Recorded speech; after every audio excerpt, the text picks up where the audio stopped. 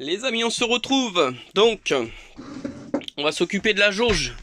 Bon, j'ai enlevé le petit carter sur le côté du siège. Hein. Ça tient par une, deux, trois vis, plus les deux vis qui sont ici. Vous le déclipez, il est pris après là-dessus. Ensuite, on enlève ça et on se retrouve sur la jauge. Donc la jauge, bah écoutez, hein, je pensais que j'allais devoir la démonter, mais en fait, je vais pas la démonter. Je vais me servir de cette pièce-là. C'est le trop-plein. Donc j'ai commencé à la démonter pour voir comment c'était foutu. Donc il y a deux joints étanches là, il y a un gros joint d'étanchéité là et un collier. Donc ça va être très simple, on va utiliser cette pièce là, on va faire le trou ici, et du coup, on n'aura plus qu'à enfoncer ça là-dedans. Donc je vais vous montrer comment on fait pour prendre la hauteur, parce qu'en fait ça c'est beaucoup trop long. Hein. Donc je vais le couper, mais avant ça il faut savoir à quelle distance on va le couper du fond du réservoir.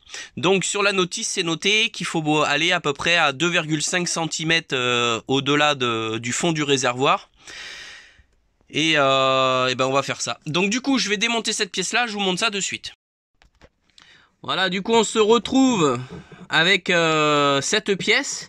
Donc ça c'est ni plus ni moins que le trop plein. Hein. Quand votre réservoir il est plein, ça repart dans ce tuyau là, et ce tuyau ça arrive au niveau de du tube de remplissage. Donc c'est très bien, parce que moi du coup je vais me servir du trou ici pour enfiler cette pièce, et dedans je vais vous montrer. Alors je vais essayer de... C'est d'une main, c'est pas évident. J'arrive à voir la pompe électrique et compagnie. Donc ce que je vais faire, c'est que je vais plonger le petit tube par là. Je vais prendre la hauteur ici. Je vais faire une petite marque sur le tube. Et de là, on va lever cet ensemble déjà de 2,5 cm pour pas aspirer le fond du réservoir. C'est ce qu'ils nous disent, hein. Il faut le mettre à peu près à 2,5 cm du fond du réservoir. Et je vais reporter également cette cote qui est du haut ici à ici. Donc je vais enlever le tuyau et je vous reprends de suite. Voilà, donc ça ressemble à ça. Donc ça c'est top. Je vais me servir du coup de cette pièce, parce qu'à la base je voulais démonter le puits de jauge et puis percer au milieu, et voilà.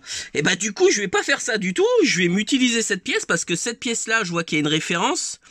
Il y a une référence constructeur. Donc ça veut dire que cet embout là il se détaille. Donc ça c'est top, parce que si ça se détaille, le jour où ça va pas, je rachète un d'origine et je peux remettre le système sans tout niquer en fait. Donc là ce qu'on va faire, ça va être très simple. On va emmancher le tuyau dans le réservoir. Voilà, écoutez, je suis au fond du réservoir là. Voilà. Donc ce qu'on va faire, hop, je le torde un petit peu pour qu'on soit bien droit. Et à ce niveau là, je vais y faire une marque. Comme ça je sais déjà à quelle profondeur sera mon réservoir, et j'aurai plus qu'à reporter, donc enlever 2,5 cm plus enlever la cote de ici à au-dessus du chapeau là, cette cote là. Comme ça je serai nickel, et puis ça va être vachement plus simple. Allez, je fais ça et je vous montre ça dès que c'est coupé. Voilà, j'ai repris la notice. Ils vous disent, quand vous l'installiez dans un réservoir, donc déjà faut couper en biseau. Donc ça je le savais, c'est pour avoir le diamètre d'aspiration plus gros que si en fait il est coupé droit. Et ils vous disent à une distance de 25 mm du fond. Donc on va calculer. Donc là c'était ma marque à l'entrée du réservoir, voilà, comme ça, ok. Et cette marque là du coup correspond au-dessus du chapeau. Donc là, en coupant donc cette distance que j'ai de ici à ici, donc bien évidemment je la reporte ici, donc en coupant ici, en mettant mon système, le tuyau il touchera le fond du réservoir.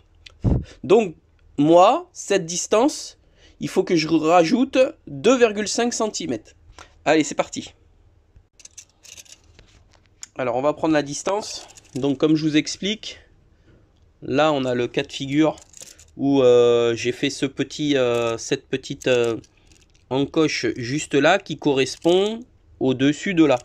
Donc on va prendre cette distance, donc 8 cm.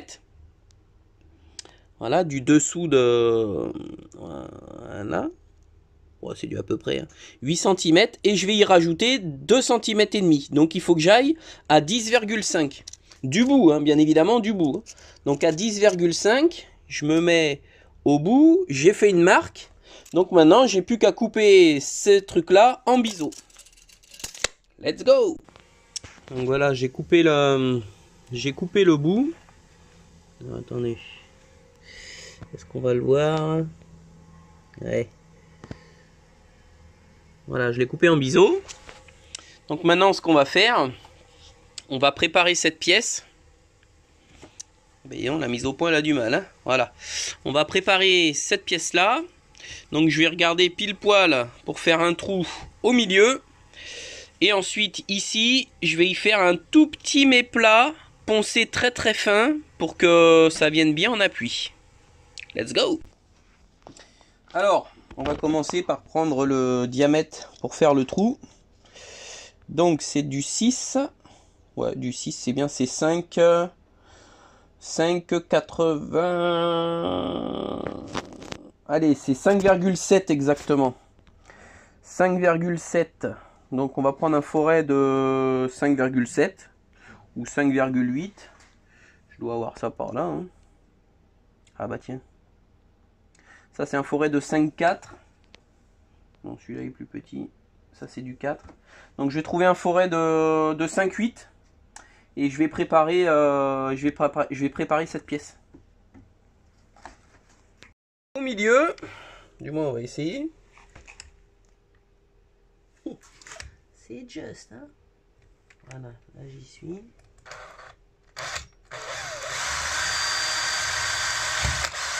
Voilà. Ah, il y a un trou dans la pièce. On peut plus faire marche arrière. Bon, nickel.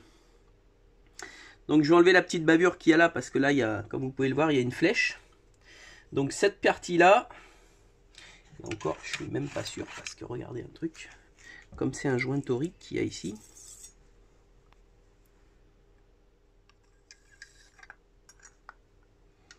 Je vais même me payer le culot de faire un pas de vis. Et ouais les enfants. On va mettre un peu de pâte à joint en même temps. Hein. Comme ça on est sûr du résultat. Bon, je doute pas de mes compétences de mécanicien, mais...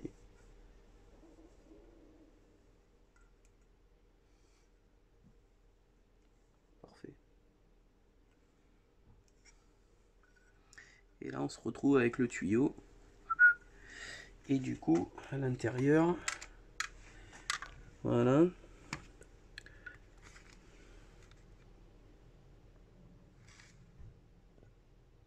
Voilà. Donc ce que je vais faire, je vais me préparer une rondelle, mais une rondelle qui soit incurvée, pardon, qui soit incurvée, de façon à ce qu'elle vienne en appui à l'intérieur et prendre la forme de là. Et après, on a un écrou nil stop qui sera vissé à l'intérieur. Alors c'est pas la peine de visser comme un bourrin. Il n'y a aucune pression là-dedans. Hein. Et sachant que ça en plus, à ce niveau-là, on est au-dessus du réservoir. Ça c'est vraiment le trop plein. C'est quand vous y allez avec la manette, vous mettez beaucoup de gasoil, l'air qu'il y a dans le réservoir sort par cette pièce là et le gasoil monte. Donc bien évidemment le gasoil il va pas arriver à ce niveau là. Hein. Ou s'il y arrive c'est que vous avez mis votre réservoir au taquet. Bon, de toute façon, on fera un essai. Je vais préparer quand même le dessus de la pièce. Je vais quand même faire un petit méplat à la lime très très propre. Je vais faire ça de suite. Allez, c'est parti. Alors, on est légèrement de biais. Donc, on va suivre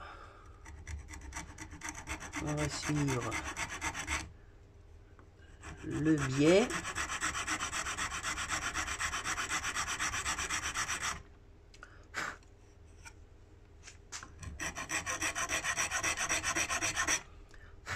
Voilà, là c'est mieux là.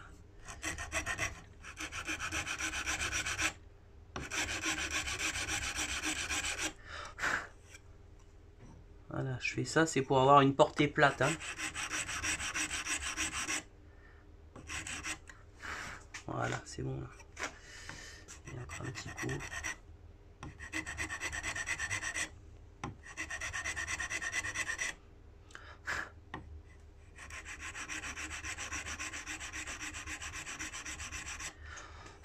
Voilà. Je vais présenter mon bordel, mais normalement on est pas mal là. Ah merde. Alors, bien évidemment, j'ai enlevé les joints. Hein. Vous me serrez pas. Là, je l'ai à peine, je l'ai juste mis en pression. J'ai pas serré. Hein.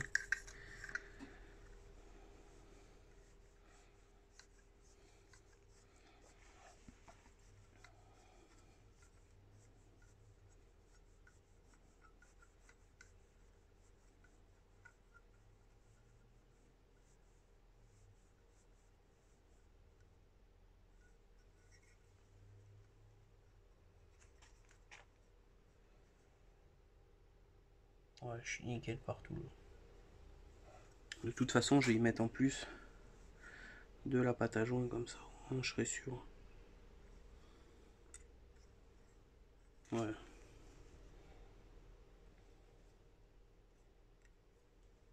J'aurais pu faire ça droit quand même. Hein. Mais bon, c'est pas mal. Je vais y mettre de la pâte à joint.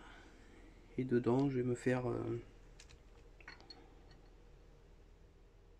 ma petite rondelle là. Ma petite rondelle. Allez, je vais me faire ma rondelle. Bon, j'ai fait la rondelle. Nickel. Donc ça, faut s'imaginer que ça sera à l'intérieur, comme ça. Je sais pas si on va voir. Voilà. Je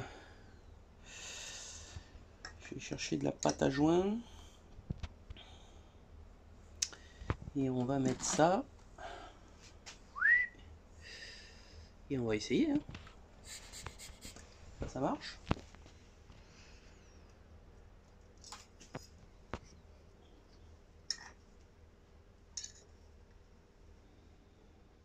Bon, je vais mettre un peu de pâte à joint là-dessus. La pâte à joint, est-ce qu'elle est là, la pâte à joint?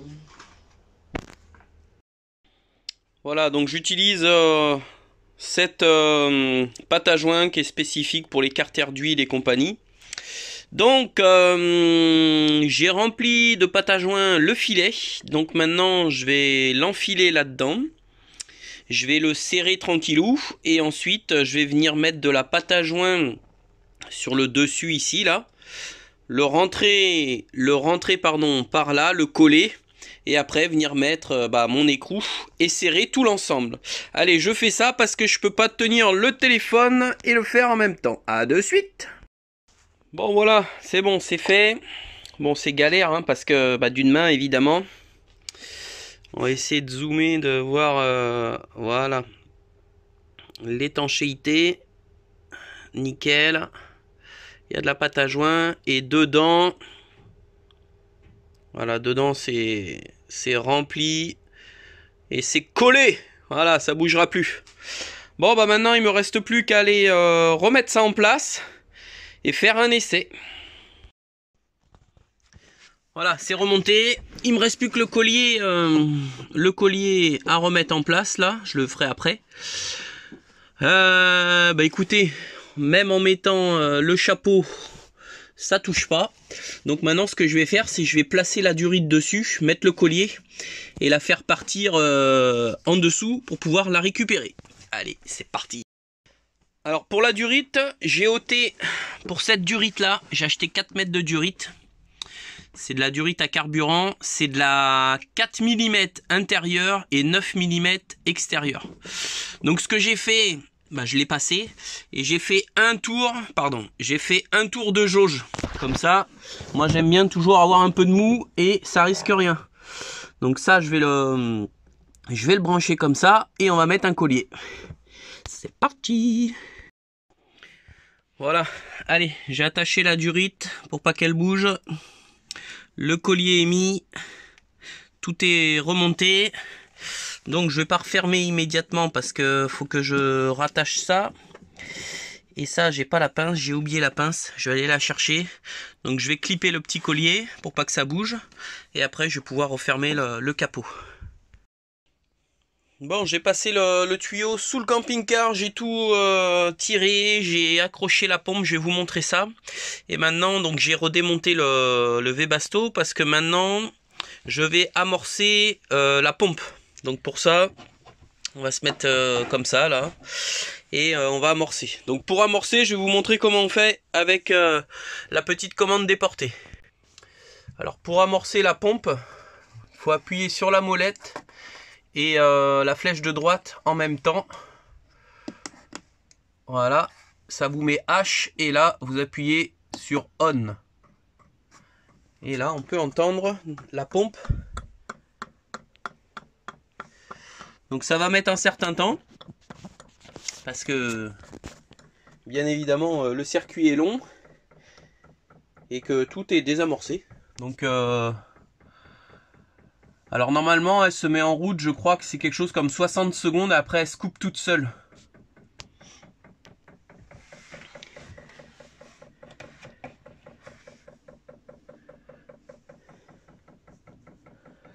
Voilà. Bon, bah, je vais mettre sur pause et dès que c'est amorcé, je vous montre.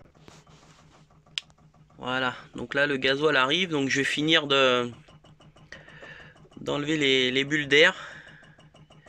Ah, il y a des bulles, hein. Donc voilà.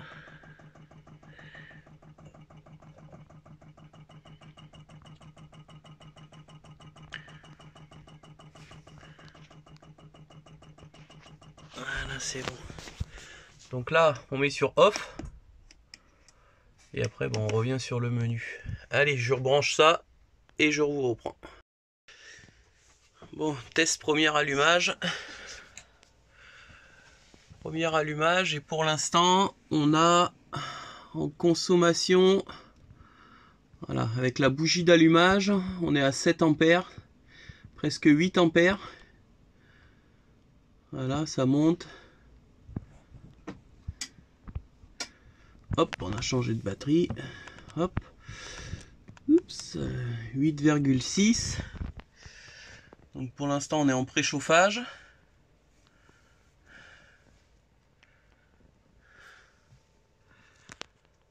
Je me suis mis dans le noir, c'est pour qu'il n'y ait aucun consommateur. Hein.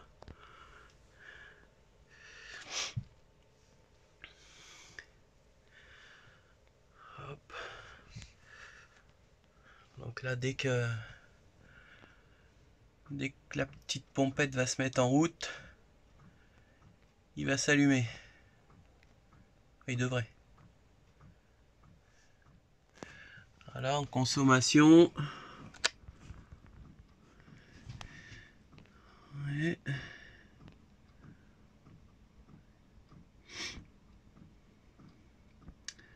Alors ça, je vous ferai un test ultérieurement. Un test de consommation au démarrage, voir combien il pompe et en combien de temps.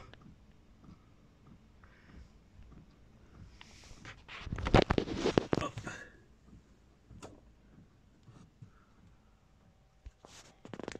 Allez, on va laisser se mettre en route et je vous reprends après. Donc le réacteur est parti. Ah, ça y est, on a de l'air chaud déjà aux mains. Donc là on voit, alors je sais pas si ça correspond à la vitesse de ventilation ou je pense non, c'est plus à l'état du chauffage, c'est-à-dire que là il est en température, il arrive à température. Donc la bougie n'est plus en fonction et avec la ventilation à fond, voilà, on est à 4 ampères de consommation, plus ou moins 4 ampères sans la bougie. Donc je suis monté à 9 ampères avec la bougie tout à l'heure. Mais ça je vous ferai un test ultérieurement. Donc là il est à fond, il va se mettre en chauffage. Je lui ai demandé 22 degrés. Bon, dans le camion il y a 14 pour l'instant. On va voir ça. Bon, il est à vitesse maximum. À vitesse maximum, donc j'ai coupé le 12 volts pour être sûr.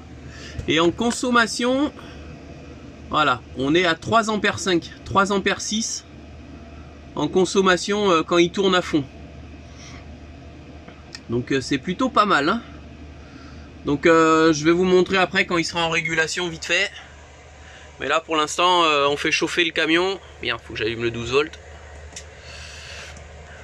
Voilà, on est déjà à 16 degrés. Ça monte, on était à 14 tout à l'heure. Alors là, ça fait pas 13 minutes qu'il est en route, hein. C'est que ça fait 13 minutes que je l'ai branché.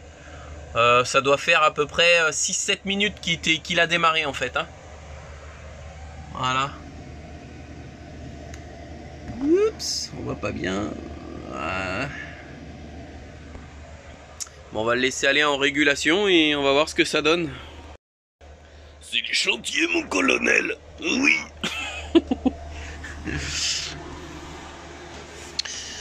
Donc là, il me restera plus qu'à faire mon petit raccordement.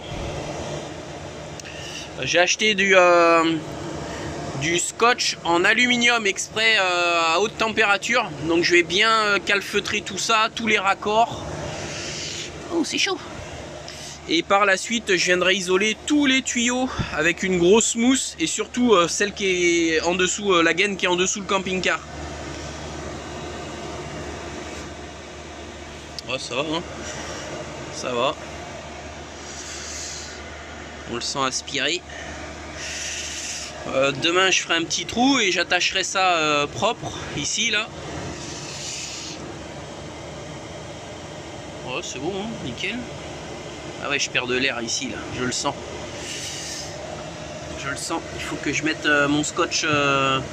J'ai acheté du scotch, c'est de l'aluminium. C'est fait exprès. Et après, j'ai un scotch One Freeze par-dessus qui accroche sa mère. Bon, on se retrouve quelques jours après l'installation du Webasto. Ça marche super bien. Je vais faire une petite modification au niveau de la pompette d'amorçage. La pompette d'amorçage, elle est à ce niveau-là en dessous. Et c'est vrai qu'on l'entend pas mal quand même, hein, ça tape. Alors au départ, je l'avais accroché sur son silent block, sur comment ça s'appelle, sur le plancher. Mais ça résonnait trop. On entendait vraiment le tac, tac, tac. Et ça tapait dans le plancher. Donc avec les vibrations et la résonance, c'était pas bon. Donc ce que j'ai fait dans un premier temps, j'ai enlevé et je l'ai suspendu. Et bien rien que le fait de faire ça, de la suspendre, je me suis aperçu que le bruit s'était quasiment divisé par deux. Donc là je viens d'avoir une petite idée, alors je sais pas si ça va marcher, on verra bien, de toute façon faut faire des essais, hein. J'ai acheté une boîte d'électricien étanche, une grosse boîte, et j'ai acheté de la mousse insonorisante. Alors ce que je vais faire, c'est aujourd'hui, je vais essayer de placer la pompette dans cette boîte avec la mousse insonorisante et la boîte suspendue sous le camping-car. Allez, c'est parti. Voilà, la boîte que j'ai achetée, une grosse boîte étanche. De la mousse, c'est de la mousse exprès pour les studios d'enregistrement, là, de la mousse insonorisante. Donc j'ai fait un gabarit, j'ai déjà prédécoupé un morceau. Donc vous voyez, c'est quand même assez épais. Et maintenant, sur celle-là, je vais couper les coins et je vais la mettre à l'intérieur. Allez, c'est parti. Voilà, donc ça, c'est la boîte, hein, donc c'est assez épais quand même, hein. Donc moi l'idée que j'ai, c'est de faire deux encoches ici là. Donc après qu'elle soit pas étanche, on s'en fout, hein. Sincèrement, la pompe elle est sous le camping-car, ça risque absolument rien. Moi c'est vraiment pour essayer d'insonoriser au maximum ce petit tac tac tac qu'on entend. Donc ce que je vais faire ici, je vais faire une découpe propre au Dremel là pour faire passer le tuyau de gasoil. La sortie de gasoil pareil avec je vais faire passer la gaine électrique en même temps. Et du coup l'idée c'est d'enfermer dans la boîte la pompette. Alors déjà ça va avoir deux avantages. Bon, au niveau du gel c'est une connerie parce que de toute façon il y a les tuyaux qui sont dehors. Mais par contre ce que j'espère c'est vraiment atténuer ce tac tac tac. Voilà. Et après ça, écoute, va falloir que je me débrouille. Alors je pense que je vais mettre une petite chaînette et accrocher sous le camping-car et cette boîte là suspendue pour pas qu'elle puisse renvoyer la résonance. Allez, on va faire ça. Donc voilà, j'ai fait mes deux encoches. Bon, et au cutter, hein, s'embête pas. Hein. Donc comme je vous dis, le but est que, voilà, je compresse la pompe à l'intérieur. Et que le tuyau sorte des deux côtés. Allez, on va essayer de mettre ça sous le camping-car et voir s'il faut que j'agrandisse les trous ou pas. Bon, voilà, je l'ai mise dedans. Bon, c'est nickel. Hein. Faut peut-être que je dégage un petit peu en dessous, là. Et là aussi, pour pas que ça touche le tuyau. Donc, ce que je vais faire, c'est que je vais faire un allumage. Et je vais aller tester déjà, voir le bruit, comme ça. Ce que ça donne. On se retrouve dans le camping-car, donc j'ai allumé le chauffage. Je vais vous montrer ça. Hop. Il est en fonction. Voilà. Bon, j'ai demandé vraiment le minimum pour que la pompe elle se mette au minimum. Donc on va faire une petite minute de silence et nous allons prier ensemble. Non, je déconne. C'est pour écouter ce qu'on entend sans aucun bruit. C'est parti.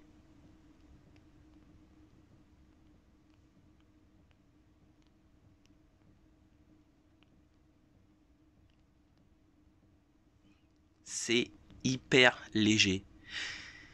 Hier, on a regardé un peu la télé et c'est vrai qu'on entendait vraiment le petit tac tac. C'était sourd, mais on l'entendait. Là, par contre, je vous le dis, on n'entend quasiment plus rien. On entend, mais c'est hyper sensible. Si je mets la télé, par exemple, en bruit de fond, là, je l'entends plus du tout. Donc on va mettre la télé. J'ai mis la télé. Ça veut bien s'allumer. Voilà, on va mettre une chaîne, hein, n'importe laquelle.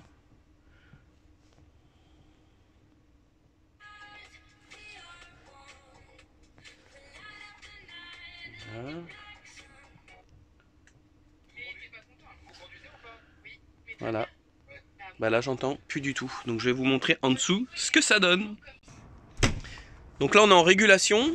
Et on est à l'extérieur du véhicule. Donc je vous laisse écouter le bruit.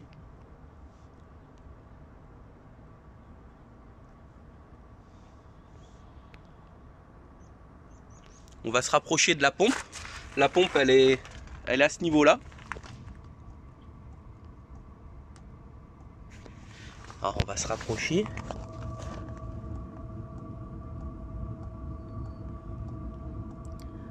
Donc là on l'entend. Mais c'est vraiment infime. Hein.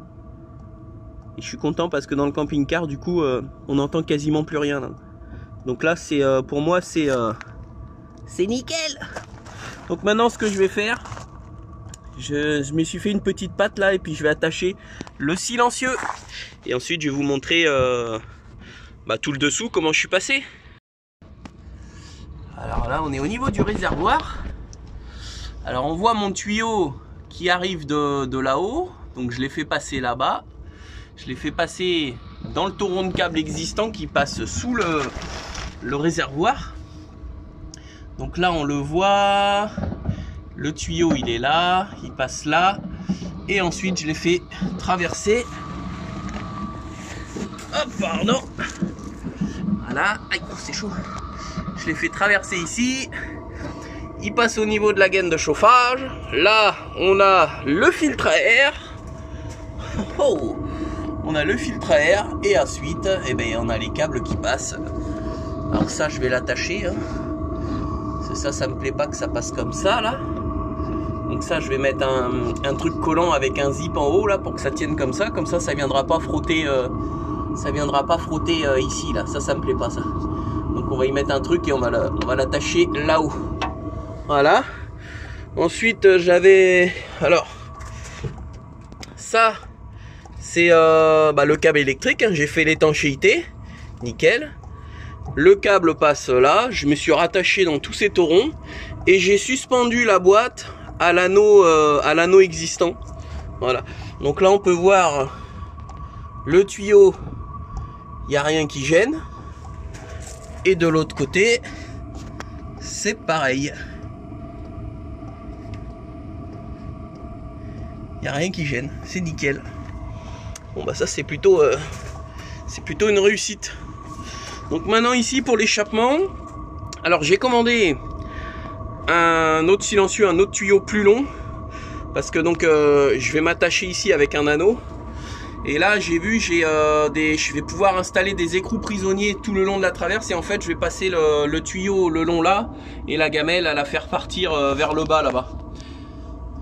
Voilà, parce que pour l'instant c'est juste ça pend comme ça, hein. Donc là pour me dépanner, parce que j'ai pas encore reçu le tuyau, je vais le recevoir bientôt.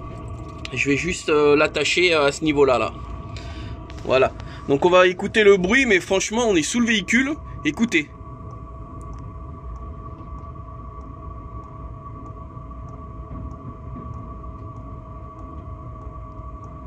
C'est vraiment infime, hein. Franchement c'est infime. Voilà, je viens d'attacher. Alors attendez, on va essayer de faire ça comme ça. Donc voilà, je me suis fait une patte de fixation que j'ai mis dans le sens que je voulais. Un collier de serrage, écrou contre écrou, parce que pour l'instant j'ai pas le. Je pensais avoir un écrou rondelle incorporé là, vous savez. Donc bon, j'ai fait ça comme ça pour l'instant.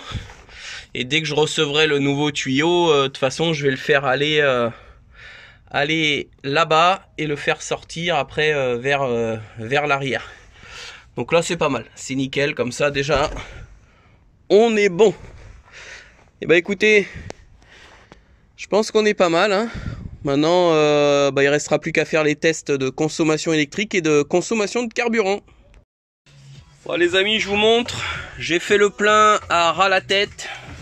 Je vais vous montrer en dessous que ça fuit pas. Hop. Alors, on va regarder le réservoir. Voilà, c'est tout sec. Donc, écoutez, j'ai le plein. Donc ça veut dire que ma petite modif fonctionne sur le puits de jauge. Donc je vais démonter cette partie-là, voir si tout va bien. Bon voilà, on vient de rentrer, donc je vous montre. Il y a le plein de gasoil. Bon, on a fait un petit peu 20 km histoire de faire une petite sortie. Hop. Et là, je vais vous montrer. Hop. Voilà. Donc c'est bien sec partout. On va mettre un peu de lumière. Il n'y a pas une fuite. Il n'y a rien du tout. C'est nickel. Mais écoutez, c'est une affaire qui roule, hein. Donc comme je disais, j'ai préféré faire ce montage parce que cette pièce-là, apparemment, se détaille chez Fiat. Donc vaut mieux changer, si ça fonctionne pas, juste cette petite embout que changer la pompe de gavage. Ça doit pas être le même prix. À mon avis, une pompe de gavage, il y en a au moins pour 300 €, tandis que ça, peut-être une pièce en plastique comme ça, il y en a pour 50 balles, je sais pas. Mais bon, moi j'ai préféré faire ce montage. Et en plus de ça, de toute façon, il faut bien comprendre que cette partie qui est ici se retrouve au-dessus du réservoir. Donc là, il y aura du gasoil uniquement quand je ferai le plein à ras la gueule et que ça va, du coup, que l'air et le gasoil vont ressortir par ce tuyau pour aller dans la goulotte pour dire que c'est plein, quoi. Donc voilà, écoutez, moi je suis super content, c'est super impeccable. Donc cette vidéo va se terminer, je suis super content, ça marche super bien. J'ai fait quelques tests là pendant à peu près 5 jours en mettant le chauffage de 18 h le soir jusqu'à 8 h le matin. Consommation de gasoil, écoutez, sur ma jauge à carburant, ça consommait... j'étais entre la moitié et le quart, j'étais pile poil entre les deux.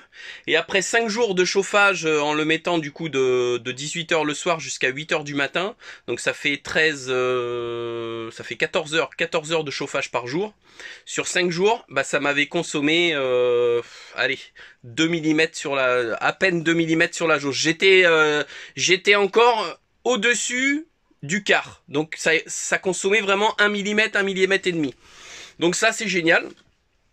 Après ce que je vais peut-être faire c'est les modifications. Alors j'ai acheté comme vous avez vu, j'ai acheté de la mousse.